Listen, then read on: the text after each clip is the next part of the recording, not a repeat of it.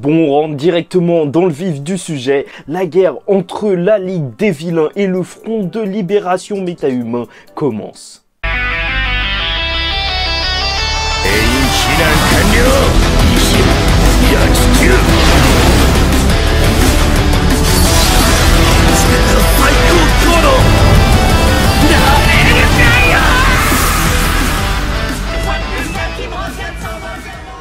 Mesdames et messieurs, ici Chage et on se retrouve aujourd'hui pour la review de l'épisode 21 de cette saison 5 de My Hero Academia, ou plutôt My Villain Academia.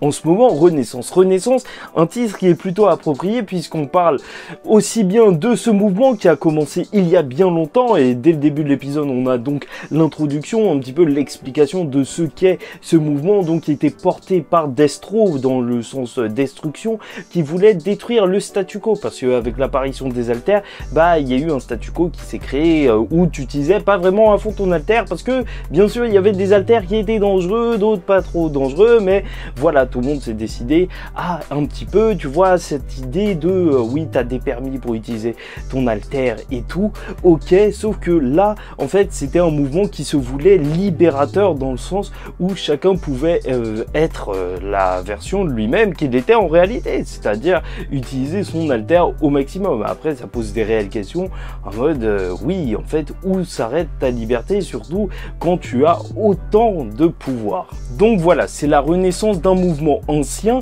et aussi la renaissance pour nos personnages de vilains de la Ligue des Vilains, puisque, il faut le dire, Himiko Toga, la Toga a été incroyable lors de cet épisode. Franchement, c'est l'épisode où elle a pu vraiment briller, et moi, je vais pas vous mentir, elle passe pour moi à ce moment du manga, parce que je l'avais lu, et de l'épisode, en tout cas des épisodes, d'un personnage dont je me fous un petit peu, parce que c'était un personnage qui était assez anecdotique, tu sais, le personnage un peu fou, ok, c'est cool, mais est-ce que ça va plus loin? Un personnage qui en dit long sur la société de My Hero Academia, et ça, c'est quelque chose que j'ai énormément apprécié, et toute son histoire, en fait, c'est quelque chose que je trouve véritablement intéressant. Enfin bref, le groupe de Shigaraki va donc retrouver Adeika, je crois c'est le nom de la ville, donc le Front de Libération Méta-Humain. Pourquoi? Pour justement libérer Jiran qui s'est fait kidnapper, et là il se retrouve dans une ville où il y a 110 000 personnes. Bien sûr, Gigantomachia il devra arriver, mais surtout ils arrivent en pleine embuscade. Tu vois que en fait cette ville elle est à 90% constituée de gens qui sont pour ce Front de Libération Méta-Humain, et donc c'est pour ça qu'ils vont devoir les affronter. Et là-bas tous les gens sont entraînés, que ce soit le pâtissier, les chefs cuisiniers, et c'est assez drôle de les voir comme ça. T'as même un mec qui nettoie les vitres, mais regarde-moi cette tête, franchement j'ai déliré, et peut-être que ça fait un petit peu comique, mais franchement c'est vrai qu'ils sont face à une véritable armée. Et si on peut trouver que l'épisode est plutôt bien animé, force est de constater que personnellement, avec le rythme, même si c'est plutôt bien adapté, bien sûr ça adapte 4 ou 5 chapitres, parce que là on est dans le rush pour terminer l'arc jusqu'à la fin de la saison, mais en soi ça devrait, c'est pas tant un problème que ça, parce que c'est vrai que vu que c'est que des combats, ça passe plutôt bien, mais je pense que quand même on perd quelque chose, c'est le sentiment d'insécurité ou vraiment d'oppression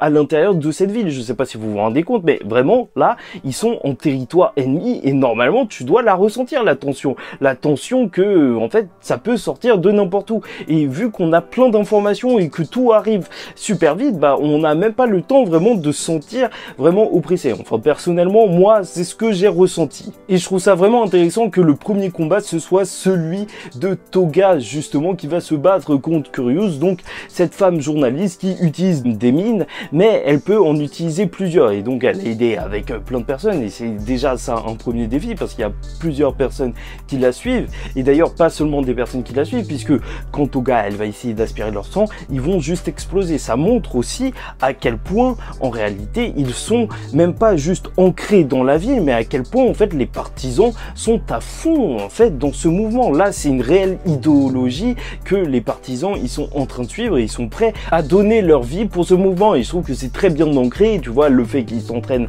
à fond pour ce mouvement, qu'ils s'entraînent à être des combattants presque tout le monde et tout, et même ça, qu'ils sont prêts à donner leur vie, ça montre à quel point vraiment ils sont jusqu'au boutiste. Et là où par contre je trouve ça vraiment dommageable l'adaptation, c'est que normalement au tout début de l'épisode on aurait dû avoir des petits encarts pour nous présenter au moins les personnages, parce que normalement t'as un petit peu leur place, leur poste au sein de la société de My Hero Academia et tu dois te rendre compte que c'est le haut du panier, c'est des gens qui sont vraiment infiltrés à l'intérieur de la société. Là, on comprend assez rapidement que Curious, c'est une journaliste, vu qu'elle essaye d'enregistrer Toga et qu'elle est intéressée par son histoire, mais on nous le dit pas que en vrai, elle est hyper connue et que donc, en vrai, c'est quelqu'un qui pèse dans le game et qu'ils sont vraiment très bien infiltrés. En tout cas, donc pour en revenir sur le combat de Toga, c'est vrai qu'au début, elle se fait malmener et que bien sûr Curious, elle veut l'utiliser un petit peu comme un martyr de cette société parce que ce qu'il y a d'intéressant avec Toga, c'est que en plus, commencer par son combat, c'est assez symbolique. Pourquoi? Parce qu'elle représente presque le combat de ce front de libération puisqu'au final, elle souffre des choses contre lesquelles ils veulent se battre. Elle a souffert d'une enfance et son flashback, je trouve qu'il est vraiment bien raconté. Surtout, le seiyuu a donné vraiment son maximum et c'est ça qui donne froid dans le dos. Franchement, c'était très bien réalisé à ce niveau-là.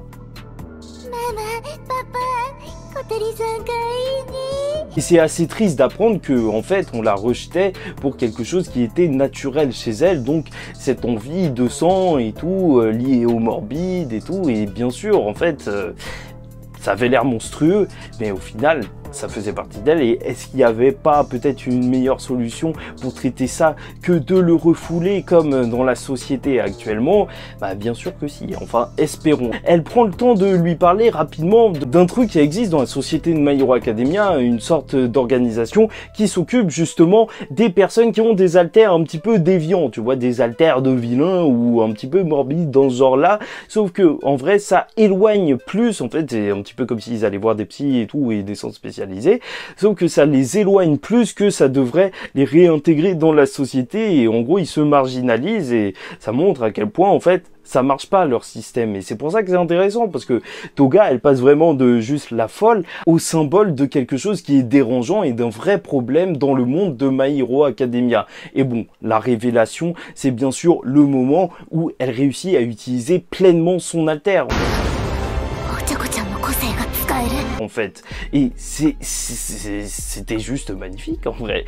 Elle a lâché l'alter d'Ochako en se transformant en elle et maintenant plus que de se transformer donc en la personne, elle peut copier son alter et je te laisse imaginer à quel point c'est destructeur.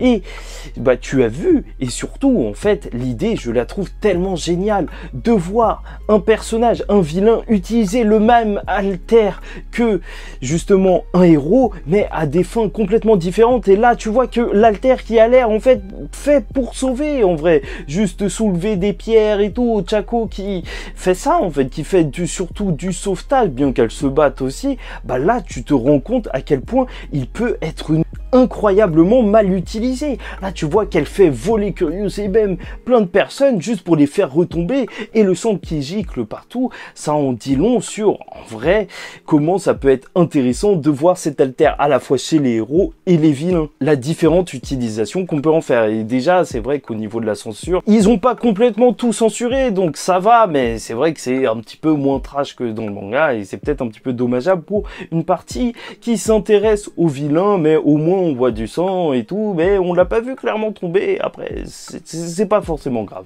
Après, je tiens à souligner comment ils ont fait aussi pour rendre ça un petit peu moins trash, c'est de montrer en fait toutes les personnes qui étaient dans la ville, surtout vraiment comme des pantins, parce que en vrai tu les entendais même pas crier ou faire des bruits, alors que quand même c'est des personnes qui sont tombées ou qui sont mortes ou qui ont été explosées, enfin tu vois, il n'y a aucune réaction d'êtres humains normaux et ça fait totalement la différence, t'as l'impression qu'ils affrontent des PNJ. Et je tiens à lire cette tête à la fin d'Ochako à moitié Toga, elle faisait carrément flipper. Enfin de Toga à moitié Ochako.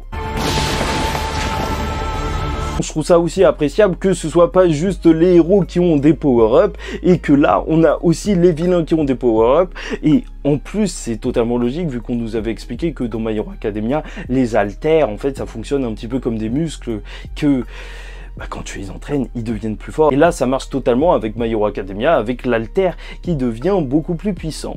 Et c'est même pas le cas juste pour elle, puisque pour Shigaraki, on a aussi ça. Et par contre, même si on a un petit peu de mal à comprendre, c'est complètement fou. Et qu'il a l'air totalement bourré en ayant une bribe de flashback, là, il nous le faudra en entier au bout d'un moment. Ce qui est fou, c'est qu'il va réussir à détruire une foule juste en touchant une personne. Et je te laisse imaginer la différence entre toucher une personne, détruire son bras ou son corps, ok, mais là, juste toucher une personne et que l'effet se répande. C'est juste n'importe quoi. C'est comme si je touchais mon mur là et que tout le building, il était en train de s'éroder. C'est juste n'importe quoi. Son alter, à partir de ce moment-là, c'est complètement fou. Et en même temps, ouais, il s'est battu contre Makia durant je sais pas combien de temps, nuit et jour. Donc, c'est totalement normal qu'il en soit venu à ce niveau-là.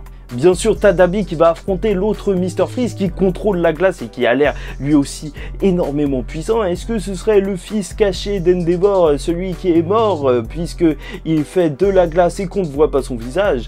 Qui sait, peut-être oui ou non. Mais de toute façon, ça n'a pas vraiment commencé et Twice va retrouver Toga qui est très mal en point. Tu vois justement que le front de libération des méta-humains, c'est vraiment un autre délire. Bien sûr, eux, ils sont puissants, ils sont nombreux, mais surtout, ils sont extrêmement bien renseignés. Déjà, ils n'avaient pas peur d'attaquer la Ligue des Vilains. Pourquoi? Parce qu'ils n'avaient pas des brainless, tu vois, ils avaient récolté assez d'informations sur le fait que même Dabi, il était parti chercher le super brainless. Donc, en soi, ils devaient en manquer. C'est pour ça qu'ils ont attaqué la Ligue des Vilains, enfin, qu'ils ont déclaré cette guerre. Mais en plus, ils sont au courant du passé de Twice.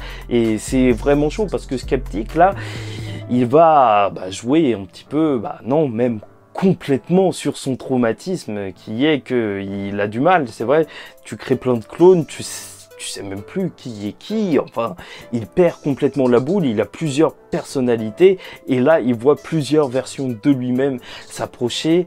C'est traumatisant et c'est franchement horrible et bien sûr, c'est dû à son alter qui transforme des objets de taille humaine en pantins. Mais il y a de quoi lui éclater le cerveau et ils le veulent dans l'armée de libération parce que en vrai, son alter est juste incroyable. Pouvoir dupliquer des personnes ou des choses, en vrai, c'est juste fou. Tu t'imagines avec 2 coups avec le One for All? Non, je crois pas, parce que franchement, c'est beaucoup trop. Enfin bref, j'espère que vous avez apprécié cette vidéo. En tout cas, pour moi, c'était un plaisir de vous la faire. N'hésitez pas à liker ou disliker la vidéo si ça vous a pas plu, à commenter, rajouter des choses qui vous ont un petit peu plus marqué, parce que c'est vrai que vu que c'était hyper dense, peut-être que j'ai pas parlé de tout ce qui vous intéressait, et peut-être que ça intéresse d'autres personnes en commentaire, et même sûrement, parce que c'est surtout un espace de partage. Et surtout, n'hésitez pas à vous abonner, parce que chaque semaine, on parle de My Hero Academia et croyez-moi, en vrai, bien sûr, je trouve ça cool, mais rien que le fait que Redestro, en vrai, l'ennemi, il n'ait pas été bien introduit comme dans le manga, et je vous jure que ça faisait complètement la différence, ça me fout le seum, et croyez-moi, ça arrivera à la fin de la saison, la vidéo de comparatif, de pourquoi je trouve dans tous les cas, même s'il se rattrape avec la fin, même si cet épisode ça va, que cet arc n'a pas eu ce qu'il mérite. Enfin bref, en attendant la semaine prochaine et le prochain épisode de My Hero Academia, et j'espère du gros kiff niveau baston et développement de personnages, et ça je suis sûr qu'on l'aura, je vous dis ciao tout le monde, faites super attention à vous, et surtout paix sur vous.